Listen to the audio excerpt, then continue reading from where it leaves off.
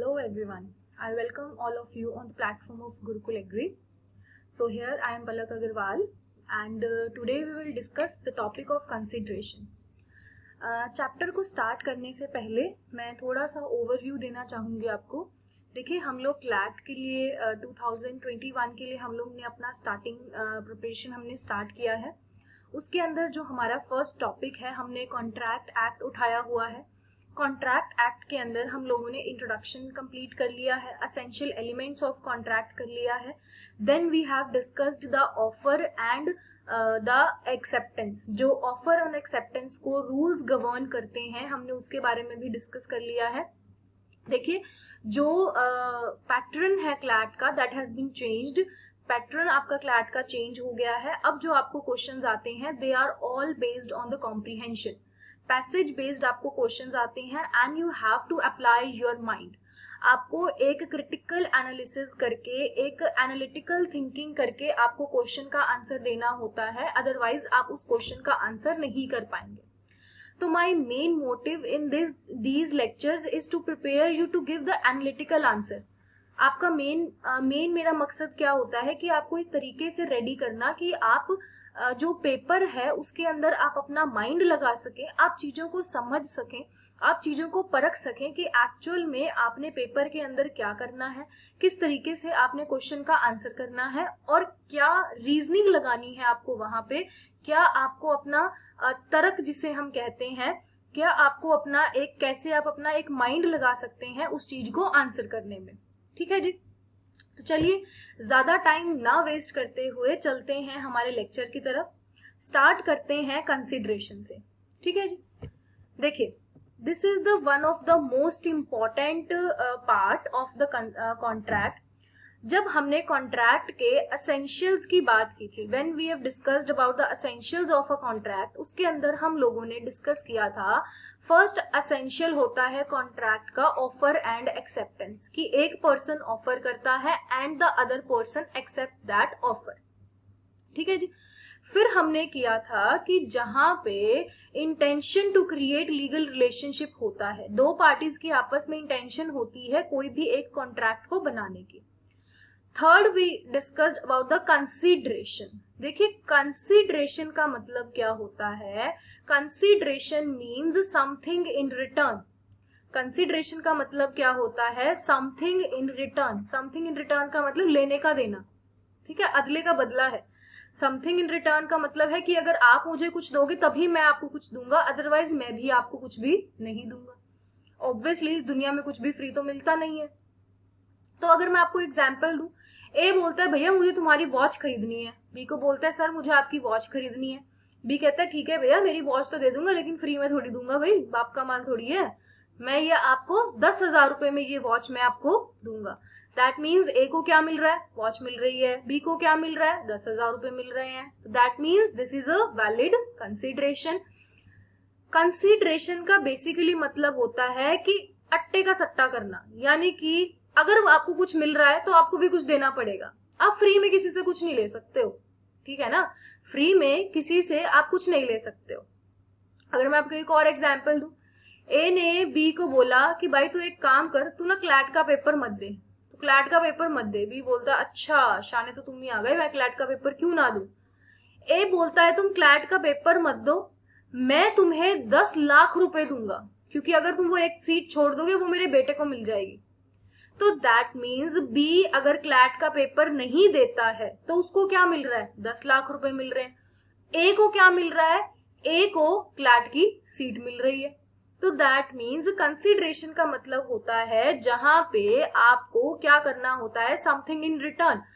कुछ ना कुछ आपको बदले में देना पड़ेगा अगर आपको एक कॉन्ट्रैक्ट को वैलिड कॉन्ट्रैक्ट बनाना है तो. ठीक है जी, क्लियर है. चलिए आगे चलते हैं. अब वो कहता है चैप्टर को मैंने 3 पार्ट्स के अंदर डिवाइड किया है, introduction, essential elements and contracts without consideration. तो चलिए सबसे पहले देखिए कंसिडरेशन क्या होता है. Consideration means to do something in return, that is quid pro quo. Quid pro quo is a Latin maxim. क्या है, एक लैटिन मैक्सिम है जिसका मतलब है something in return. Quid pro quo का मतलब क्या होता है, समथिंग इन रिटर्न। तो कंसिडरेशन क्या है, समथिंग इन रिटर्न, अदले का बदला। अगर आप किसी से कुछ भी लेते हो तो आपको उसके बदले में कुछ ना कुछ प्रोवाइड करना पड़ेगा। ठीक है जी, चलिए नेक्स्ट देखते हैं। Now what are the various essentials of a consideration. देखिए, consideration to be given at the desire of the promisor. Promisor कौन होता है, ऑफरर। प्रोमिजर कौन होता है, ऑफरर, जो कि ऑफर देता है। प्रोमिजी कौन होता है, जो कि ऑफर को एक्सेप्ट करता है। प्रोमिजी कौन है, जो कि ऑफर को एक्सेप्ट करता है। तो अब यहाँ पे वो एक बात बोल रहा है, देखो मैं आपके सामने एक एग्जाम्पल लिखूंगी। ए अपने बेटे बी को स्विमिंग पूल के अंदर लेके गया। ए अपने बेटे को स्विमिंग पूल में लेकर गया और वहां पे फोन पे जाके बात करने लग गया। इतने में क्या हुआ, बी जो है वो स्विमिंग पूल के अंदर डूबने लग गया। स्विमिंग पूल के अंदर बी जो है वो डूबने लग गया। अब यहाँ पे क्या हुआ, सी ने देखा कि बी डूब रहा है, जल्दी से भागा और उसने बी को बचा लिया। ठीक है, अब सी कहेगा भैया मैंने तुम्हारे बेटे को बचाया, लाओ दो मुझे 10,000 रुपए इनाम दो। तो ए कहेगा भैया मैंने तो तुम्हें नहीं कहा था ना उसे बचाने के लिए। For the fun fact A ने बोला कि मैंने तो तुम्हें नहीं कहा उसे बचाने के लिए, मत बचाते उसे। तो यानी कि कंसिडरेशन जो है वो हमेशा एट द डिजायर ऑफ प्रोमिजर होगी। यानी कि अगर ऑफरर आपको कुछ कहेगा तभी आपको कुछ करना है। अब अगर आप बिना पूछे उसके कुछ करते रहोगे, that means that will not be a valid consideration. वो एक वैलिड कंसिडरेशन का पार्ट कंसीडर नहीं किया जाएगा, क्योंकि उसके अंदर आपको कोई भी एक काम करने के लिए कहा नहीं गया है, लेकिन आप धक्के से वो एक काम कर रहे हो। So that will B not be a valid consideration. उसको एक वैलिड कंसिडरेशन कंसीडर नहीं किया जाएगा। ठीक है जी, क्लियर है। Next is consideration to be given by promisee और any other person. Consideration to be given by promisee और एनी अदर पर्सन, इसका मैं आपको एक बहुत ही अच्छा एग्जाम्पल दूंगी, प्लीज उस। अब यहाँ पे वो कह रहा है कि कंसिडरेशन जब भी होगा वो हमेशा प्रोमिजर के कहने से ही होगा। प्रोमिजर के कहने से ही होगा। लेकिन वो यहाँ पे एक बड़ी अच्छी बात कह रहा है, ये प्रोमिजी है यहाँ पे, कि consideration is to be given by the promisee और एनी अदर पर्सन। तो मान लीजिए कि ये एक मदर है, ये एक मदर है, इनका एक ब्रदर है और इनकी एक डॉटर है। ठीक है जी, इनकी क्या है, एक डॉटर है। मदर ने अपनी सारी प्रॉपर्टी अपनी बेटी के नाम पे कर दी। मदर ने क्या किया, अपनी सारी की सारी प्रॉपर्टी अपनी बेटी के नाम पे कर दी और उनको ये कहा कि आपने अपने अंकल को, यानी कि ये तो इसके मामा जी हुए ना, आपने अपने अंकल को एक पर्टिकुलर अमाउंट पे करना है हर महीने, उसके बदले में मैं आपको अपनी पूरी प्रॉपर्टी दे रही हूँ। डॉटर ने कुछ टाइम पीरियड के लिए तो अंकल को पैसे दिए, लेकिन बाद में मुकर गई। बाद में डॉटर, अंकल उसको कोर्ट में ले गए, अंकल डॉटर को कोर्ट में ले गए। अब यहाँ पे अंकल ने कहा कि भैया तुम मुझे पैसे क्यों नहीं दे रहे हो। डॉटर ने कहा कि सर मुझे आपकी तरफ से कौन सा कोई कंसिडरेशन मिल रहा है, मैं आपको हर महीने 10,000 रुपए क्यों दूं, आप मुझे कौन सा कुछ दे रहे हो। तो अब अंकल कहेंगे मेरी बात सुनो, ये जो तुम्हें पूरी प्रॉपर्टी मिली है, ये मेरी सिस्टर ने मेरे बिहाफ पे तुम्हें कंसिडरेशन ऑलरेडी दिया हुआ है। यानी कि मेरे बिहाफ पे मेरी सिस्टर ने तुम्हें पूरा का पूरा प्रॉपर्टी दिया हुआ है। दैट मीन्स जरूरी नहीं है कि तुम्हें कंसिडरेशन मेरी तरफ से ही मिले, तुम्हें ऑलरेडी मेरी सिस्टर ने सारा का सारा कंसिडरेशन दिया हुआ है and I need not to give you any kind of consideration. Clear है यहाँ तक सभी को? ठीक है जी, नेक्स्ट देखिए। नेक्स्ट के अंदर अब वो मेरे पास क्या कह रहा है, हाँ जी देखिए, नेक्स्ट अब वो कह रहा है the consideration may be past, present और फ्यूचर। जो कंसिडरेशन है वो कह रहा है कि वो या तो पास्ट में भी हो सकती है या फिर वो प्रेजेंट भी हो सकती है, and consideration can also B future. तो इसका क्या मतलब हुआ, मैं आपको तीनों चीजें एग्जाम्पल्स के साथ समझाती हूँ। देखिए, मान लीजिए ए ने बी से एक वॉच ली और उसको 10,000 रुपए दे दिए। आज ही उसने उससे वॉच ली और आज ही उसने उसको पेमेंट कर दी। This is known as the present consideration, जहां पे दोनों पार्टीज ने अपने अपने ऑब्लिगेशंस को कंप्लीट कर दिया है। ठीक है जी। उसके बाद नेक्स्ट मेरे पास आता है पास्ट कंसिडरेशन। पास्ट कंसिडरेशन का मतलब होता है जहां पे आपने पास्ट में किसी के लिए कुछ सर्विसेज दी हैं किसी को आपने, और आज the person is paying you. ठीक है। फॉर एग्जाम्पल ए ने बी को अपनी एक वॉच दे दी, बी को कहा कि ये वॉच तुम रख लो, तुम्हें बहुत अच्छी लगती है ना, तुम रख लो ये वॉच। ठीक है। बी ने जब उस वॉच को यूज किया, उसने देखा कि यार वॉच तो मेरे लिए बहुत ही यूजफुल है, और अब बी ए को कुछ प्रॉब्लम हो रही होगी, तो मैं एक काम करता हूं, मैं ए को जाके बोलता हूं कि सर मैं ना आपको 10,000 रुपए दूंगा। ए ने उसको क्या बोला कि सर मैं आपको 10,000 रुपए दूंगा। तो अब यानी कि ये जो बी ए को 10,000 रुपए दे रहा है वो आज की डेट में दे रहा है, लेकिन उसने घड़ी उससे बहुत पहले ली हुई है। तो यानी कि अगर आप किसी भी पर्सन को किसी पास्ट में कोई काम किया हुआ है उस पर्सन का, और आज आप उसको उसके लिए पेमेंट कर रहे हो, तो that will be known as past consideration. ठीक है जी। अब फ्यूचर कंसिडरेशन क्या होता है, जहां पे फ्यूचर कंसिडरेशन मींस जहां पे अभी ए का भी काम करना बाकी है और बी का भी काम करना बाकी है। दैट मींस ना तो ए ने अभी आपको पैसे दिए हैं और ना ही आपने उसको अभी वॉच दी है। तो यानी कि फ्यूचर कंसिडरेशन का मतलब है जहां पे दोनों पार्टीज का अभी काम करना बकाया पड़ा है, दोनों पार्टीज ने ही अभी काम नहीं किया है। ठीक है जी। अब फोर्थ पॉइंट में वो कहता है there should be some act, abstinence और promise by the promisee which constitutes consideration for the promise. यानी कि कंसिडरेशन का मतलब क्या होता है, कंसिडरेशन का मतलब होता है कि कुछ ऐसा एक्ट जो कि पॉजिटिव एक्ट भी हो सकता है और there can also be negative act. Positive act भी हो सकता है और नेगेटिव एक्ट भी हो सकता है। मान लीजिए ए ने बी को कहा कि अगर आप क्लैट का पेपर दोगे तो मैं आपको 10,000 रुपए दूंगा। दैट मीन्स ये एक ऐसा कंसिडरेशन है जहां पे एक पॉजिटिव बात की जा रही है कि अगर आपने ये काम किया तो मैं आपको एक पैसे दूंगा। इसके कंपैरेटिवली अगर ए बी को बोलता है कि आप क्लैट का पेपर मत दो और मैं आपको 10,000 रुपए दूंगा, तो that will be known as negative consideration. यानी कि अब आपको एक काम ना करने के लिए पैसे दिए जा रहे हैं। दैट मीन्स अब यहाँ पे क्या है, एक नेगेटिव कंसिडरेशन आ रही है। ठीक है जी। तो कंसिडरेशन के अंदर हमने देखा कि कंसिडरेशन जो है वो पास्ट भी हो सकती है, प्रेजेंट भी हो सकती है और फ्यूचर की भी हो सकती है। उसके अलावा कंसिडरेशन के अंदर एक्ट भी होता है और एब्सटीनेंस भी होता है।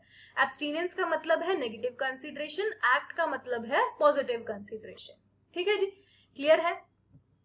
नेक्स्ट देखिए, उसके बाद नेक्स्ट मेरे पास आता है एग्जीक्यूटेड एंड प्रेजेंट कंसिडरेशन। देखिए मैंने यहाँ पे इसको थोड़ा सा एक्सप्लेन करके लिखा हुआ है।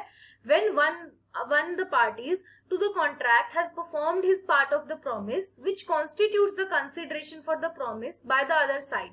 In other words, consideration is provided simultaneously along with the making of the contract. तो यानी कि आज ही आपने ए की वॉच ले ली और आज ही आपने उसको पैसे दे दिए, तो इसका मतलब क्या है, this is will be known as present consideration, जहां पे कॉन्ट्रैक्ट बनने के साथ साथ आपने सारा काम खत्म कर दिया। तो इसको हम क्या बोलते हैं, एग्जीक्यूटेड और प्रेजेंट कंसिडरेशन। ठीक है जी। नेक्स्ट देखिए, उसके बाद आता है essential elements of a valid consideration. एक असेंशियल एलिमेंट्स क्या होते हैं वैलिड कंसिडरेशन के। देखिए सबसे पहले consideration must move at the desire of the promisor. ये मैं ऑलरेडी आपको ये पॉइंट करवा चुकी हूं कि कंसिडरेशन हमेशा ये जो प्रोमिसर है यानी कि जो आपको ऑफरर दे रहा है हमेशा उसकी साइड से ही आएगी और कहीं से आपको कंसिडरेशन रिसीव नहीं हो सकता है। हमेशा आपको कंसिडरेशन कहाँ से मिलेगा, प्रोमिसर से ही मिलेगा, ऑफरर से ही आपको कंसिडरेशन मिलेगा। उसके अलावा आपको कहीं से भी कंसिडरेशन नहीं मिलेगा। ठीक है। फिर है it may be furnished by any person not necessarily party to the contract. तो अब हमने दूसरे केस के अंदर क्या किया था कि consideration may move from the promisee और एनी अदर पर्सन। तो कंसीडरेशन जो है वो किसी दूसरे प्रोमिसी के अलावा, जो हमने मदर, ब्रदर और उनकी डॉटर का केस पढ़ा था उसके अंदर हमने ये देखा कि कंसीडरेशन जो है वो कोई और पर्सन भी आपको अलाउ कर सकता है। ठीक है जी, क्लियर है। फिर हमने ये पॉइंट देखा कंसीडरेशन में भी पास्ट, प्रेजेंट और फ्यूचर। कंसीडरेशन तीनों तरीके का हो सकता है, पास्ट में भी हो सकता है, प्रेजेंट का भी हो सकता है और फ्यूचर का भी हो सकता है। ठीक है, ये जो थर्ड पॉइंट है consideration to a contract can not sue, ये एक बहुत ही अलग पॉइंट है, बहुत डिफरेंट पॉइंट है। इसको हम लोग आगे चलकर डिटेल में पढ़ेंगे। ठीक है जी, नेक्स्ट देखिए past consideration. When something is done or suffered before the date of agreement at the desire of the promisee, it is a past consideration.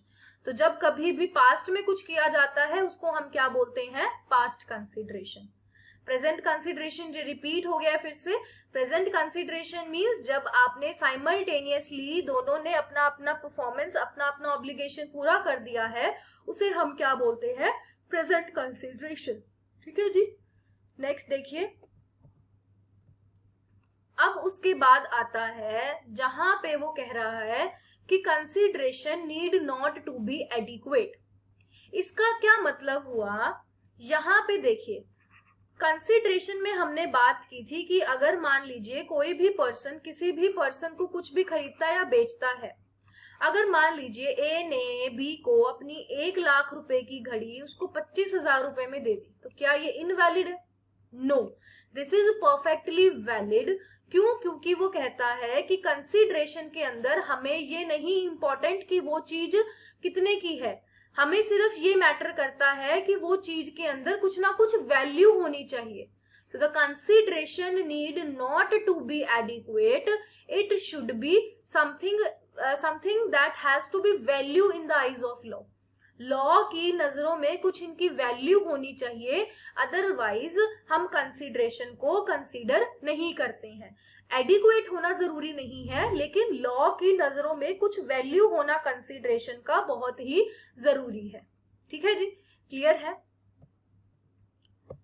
उसके बाद हमारा एक नेक्स्ट टॉपिक आता है कंसीडरेशन विदाउट कॉन्ट्रैक्ट्स। ठीक है जी, अब देखिए कंसीडरेशन विदाउट कॉन्ट्रैक्ट्स में वो क्या कहता है। मैं इतनी देर से आप लोगों के सामने एक ही बात डिस्कस कर रही हूं कि कंसीडरेशन के बिना मेरा कॉन्ट्रैक्ट क्या हो जाएगा, वॉइड हो जाएगा। Without consideration there is a no contract, no contract no consideration, no consideration no contract. ठीक है जी, लेकिन अगर मैं आपको एक बात कहूं कि कंसीडरेशन के बिना भी आप एक कॉन्ट्रैक्ट बना सकते हैं, तो section 25 of Indian contract act कहता है कि अगर आपके पास एक कॉन्ट्रैक्ट के अंदर कंसीडरेशन नहीं भी है तो भी आप एक कॉन्ट्रैक्ट को बना सकते हैं और आपका वो कॉन्ट्रैक्ट परफेक्टली वैलिड कंसीडर किया जाएगा। ठीक है जी, तो ये पार्ट सेक्शन 25 मुझे 3 एक्सेप्शन बताता है। सेक्शन 25 मुझे 3 एक्सेप्शन बताता है जिन केसेस के अंदर मैं क्या कर सकती हूँ, जिनमें मेरे पास अगर कंसीडरेशन नहीं भी है तो भी मेरा कॉन्ट्रैक्ट बिल्कुल परफेक्टली वैलिड कंसीडर किया जाएगा। ठीक है जी, क्लियर है यहां तक सभी को। आगे देखिए, फर्स्ट उसमें वो कहता है agreement made on account of natural love and exception. तो 25 क्लॉज ए क्या कहता है, क्लॉज 1 क्या कहता है कि मान लीजिए एक हस्बैंड एंड वाइफ है, एक हस्बैंड एंड वाइफ हैं, इन दोनों ने क्या किया, हस्बैंड ने अपनी वाइफ के नाम पे एक प्लॉट गिफ्ट किया, एक प्लॉट उनके नाम पे कर दिया out of natural love and affection. Out of natural love and affection husband ने अपनी वाइफ को एक गिफ्ट दे दिया, तो क्या वाइफ का भी दोबारा गिफ्ट देना जरूरी है? नो। क्या वाइफ उनको पैसे देंगे गिफ्ट के? नहीं। तो यानी कि अगर आप एक ऐसा कॉन्ट्रैक्ट कर रहे हैं जिसके अंदर क्या हो रहा है, एक नेचुरल लव एंड अफेक्शन के केस के अंदर, चाहे वो ब्रदर और सिस्टर है, मदर और फादर है, डॉटर और सन है, कोई भी रिलेशन हो सकता है, उसके अंदर अगर आपने कोई भी प्रॉपर्टी ट्रांसफर की है और आपने उसको राइटिंग में लिखवाया है और उसको रजिस्टर कराया हुआ है, then that property will be considered as valid. उसको विदाउट कंसिडरेशन भी वैलिड कंसीडर किया जाएगा। उसके अंदर कोई भी आपके कॉन्ट्रैक्ट के अंदर उसकी कॉन्ट्रैक्ट की वैलिडिटी को चेक नहीं किया जाएगा। ठीक है जी। नेक्स्ट देखिए, agreement to compensate for past voluntarily services. अब देखिए इसके अंदर ए ने बी को बोला कि तुम मेरे लिए ना एक घर बनाना, तुम पेंटिंग बनाना मेरे लिए। ए ने बी को बोला तुम बहुत अच्छे पेंटर हो, तुम मेरे लिए एक पेंटिंग बनाना। बी ने कहा ठीक है मैं बना दूंगा। बी ने ए के लिए एक पेंटिंग बना दी, बहुत ही शानदार, बहुत ही खूबसूरत। ए को लगा कि यार इसने मेरे लिए इतनी मेहनत की है, इतनी सुंदर पेंटिंग बनाई है, मुझे भी इसको कुछ देना चाहिए। तो ए ने बी को कहा कि मैं तुम्हें ना इसके बदले में 1 लाख रुपीस देना चाहता हूं। बी ने कहा ठीक है। अब 10 डेज के बाद बी को पैसों की कुछ जरूरत पड़ गई। बी ने कहा यार तुम मुझे बोल रहे थे तुमने मुझे कुछ पैसे देने हैं, तो लाओ दो तुम मुझे पैसे। ए कहता कौन से पैसे, मैंने तो तेरे कोई पैसे वैसे नहीं देने, तुमने तो अपनी मर्जी से बनाई थी पेंटिंग मेरे लिए। Now this is a valid contract. अब यहाँ पे अगर ए ने बी को बोला था कि मैं तुम्हें 1 लाख रुपए दूंगा, किस लिए, कोई काम के लिए नहीं, किसी ऐसे काम के लिए जो कि बी ऑलरेडी अपनी मर्जी से ए के लिए कर चुका है।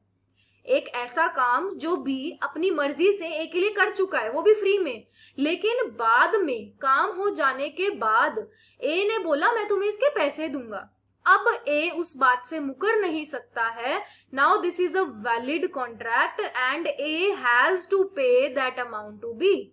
तो यानी कि अगर आप किसी पर्सन को पास्ट में की गई वॉलंटरली सर्विसेज के लिए कंपनसेट करना चाहते हो और आप उनको एक प्रॉमिस करते हो that I will pay you the amount, उस केस के अंदर आपको उस पर्सन को अमाउंट पे करनी होगी। ठीक है जी, क्लियर है यहां तक। नेक्स्ट देखिए, an agreement to pay time barred debt. Time barred debt क्या होता है देखिए, मान लीजिए ए ने बी को 10,000 रुपए उधार दिए और 3 साल के लिए भूल गया। 3 साल के लिए ना तो ए ने बी को कांटेक्ट किया, ना ही बी ने ए को कांटेक्ट किया 3 साल तक। ठीक है जी। अब अगर 3 साल के बाद ए बी से पैसा मांगता है तो बी उसको पैसा देने के लिए लायबल नहीं है। क्यों? Because the debt was time barred. वो डेट अब क्या हो चुका है, टाइम बार्ड हो चुका है। टाइम बार्ड का मतलब है अब ए बी से वो पैसा क्लेम नहीं कर सकता। बात खत्म यहीं पे। लेकिन अब 3 साल के बाद ए खुद बी के पास चलकर आता है और कहता है कि यार ए के पास चल के आता है कि यार मैंने तुमसे 10,000 रुपए लिए थे ना, मैं तुम्हें उसमें से 5,000 रुपए वापिस कर दूंगा। मैं तुम्हें उसमें से 5,000 रुपीज मैं तुम्हें इसमें से वापस कर दूंगा। ए ने कहा ठीक है। अब 10 दिन बाद फिर ए बी के पास गया कि ला भैया मेरे 5,000 रुपए तूने बोला तो तू मुझे वापस करेगा। बी कहता कौन से पैसे, कैसे पैसे, मैंने तो तुम्हें कुछ नहीं कहा, अगर कहा भी था तो तुम मुझे कौन सा कोई कंसिडरेशन दे रहे हो जो हमारे बीच में वैलिड कॉन्ट्रैक्ट बन गया। Now the court will say that there is a valid contract between A and B as B promises to A to pay a time barred debt। जब भी आप कभी भी किसी को भी प्रॉमिस करते हो टाइम बार्ड डेट को पे करने के लिए, नाउ आप दोनों के बीच में एक वैलिड कॉन्ट्रैक्ट बन चुका है and you have to pay the amount to that person.